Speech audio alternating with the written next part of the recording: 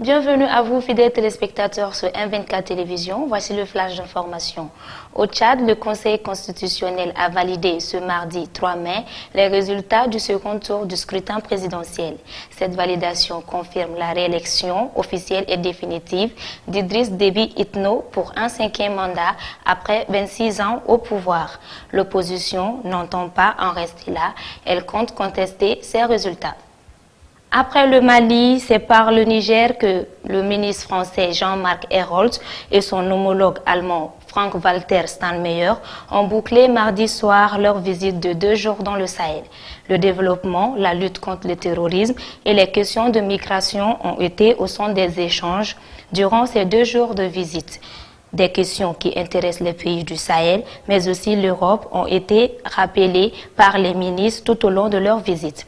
Selon Jean-Marc Ayrault, nos destins sont liés. Venir au Mali et au Niger, c'est aussi travailler pour l'avenir de l'Europe, a-t-il déclaré. Le parti au pouvoir en Afrique du Sud, le Congrès national africain, se mobilise pour aider le président Jacob Zuma à rembourser l'argent public qu'il est accusé d'avoir utilisé pour la rénovation de sa résidence personnelle. L'initiative est de l'un de ses défenseurs, le gouverneur de la province du Mpumalanga. 2 autres provinces fidèles au chef de l'État ont décidé de lui venir en aide. Ainsi, un fonds de soutien sera mis en place pour l'aider à rembourser l'argent public. Il y a 2 mois, la plus haute cour du pays avait jugé que M. Zuma avait violé la Constitution en refusant de restituer de l'argent de l'État utilisé pour rénover sa résidence privée. Elle lui avait donné jusqu'à mi-juillet pour rembourser une partie des 20 millions d'euros déboursés. Au Canada, les 100 000 habitants de la ville de Fort McMurray, située dans la province de l'Alberta, ont reçu l'ordre d'évacuer leur maison mardi 4 mai dans la soirée en raison des incendies ravageant quelques quartiers avec des dégagements d'épaisses fumées. Ce mardi 3 mai, 101 réfugiés, essentiellement des Syriens, sont arrivés en avion à Rome grâce à un projet pilote de couloir humanitaire initié depuis 2016 qui prévoit l'accueil en Italie d'1 millier de personnes d'ici 2 ans. Ce projet exemplaire soutenu par les ministres italiens de l'Intérieur et des Affaires étrangères est né d'un accord entre associations religieuses. À ce jour, 23 000 réfugiés sont accueillis dans les paroisses italiennes.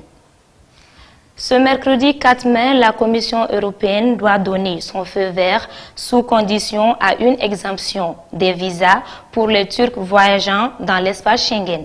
C'était l'une des promesses formulées par l'Union européenne à Ankara en échange des efforts faits par la Turquie pour accueillir sur son territoire les migrants illégaux passés en Grèce.